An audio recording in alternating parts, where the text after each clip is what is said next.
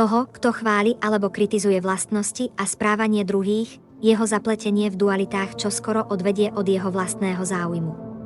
Rovnako ako vtelená duša stráca vonkajšie vedomie, keď jej zmysly premôže ilúzie snívania alebo stav hlbokého spánku, ktorý sa podobá smrti, musí sa ten, kto vníma hmotnú dualitu, stretávať s ilúziou a smrťou.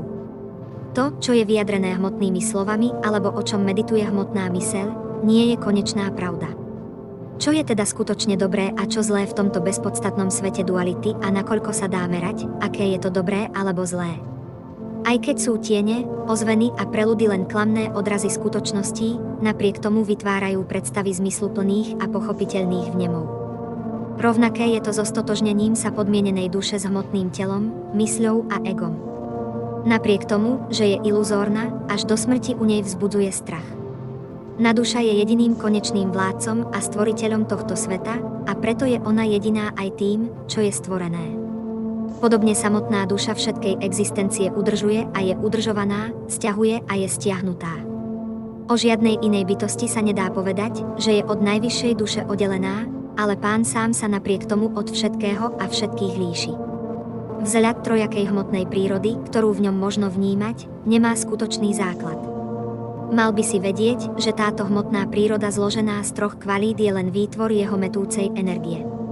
Ten, kto náležite pochopil postup, ako sa stať neochvejným v teoretickom a realizovanom poznaní, ktorý som tu popísal, sa nezaoberá hmotnou kritikou ani chválou. Putuje slobodne týmto svetom ako slnko. Osoba by mala viesť na základe priameho vnímania, logickej dedukcie, svedectva písiem a osobnej realizácie, že tento svet má počiatok a koniec a nie je teda najvyššou realitou. Mal by v ňom teda žiť bez pripútanosti. Šri Udhava povedal: Môj milý pane, táto hmotná existencia nemôže byť vnímaná dušou, ktorá vidí, ani telom, ktoré je videné.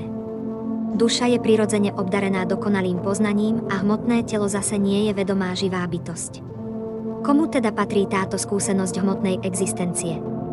Duchovná duša je nevyčerpateľná, transcendentálna, čistá, vydáva vlastnú žiaru a nikdy nie je zahalená ničím hmotným.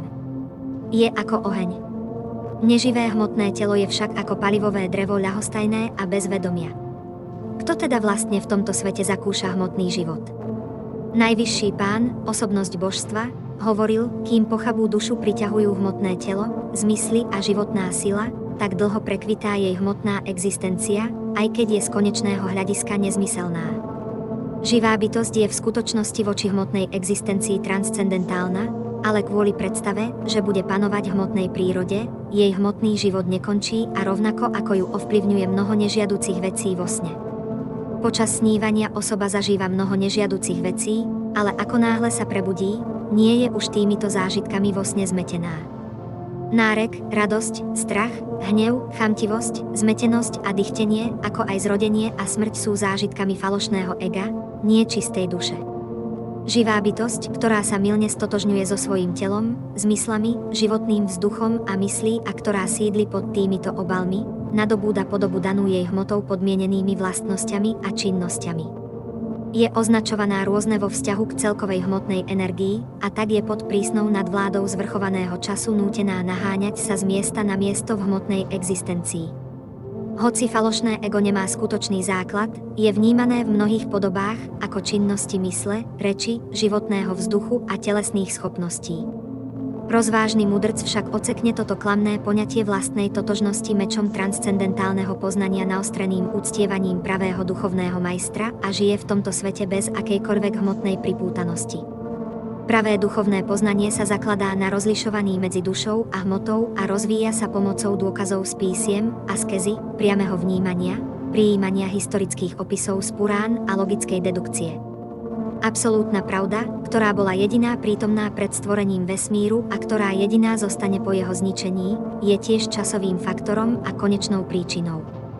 Dokonca aj v prostrednom štádiu existencie tohto stvorenia je absolútna pravda jedinou skutočnou realitou. Pred výrobou zlatých predmetov je prítomné len samo zlato a po ich zničení samotné zlato zostáva. Len zlato je tiež podstatnou realitou v čase, keď sa používa pod rôznymi názvami. Podobne len ja existujem pred stvorením tohto vesmíru, po jeho zničení a počas jeho udržiavania. Hmotná myseľ sa prejavuje v troch fázach vedomia. Bdelosti, spánku a hlbokom spánku, ktoré sú výtvormi troch kvalít prírody. Myseľ sa ďalej javí v troch rôznych rolách, ako vnímajúca, vnímaná a usmerňujúca vnímanie. Takto je myseľ rôznymi spôsobmi prejavená prostredníctvom týchto trojakých označení.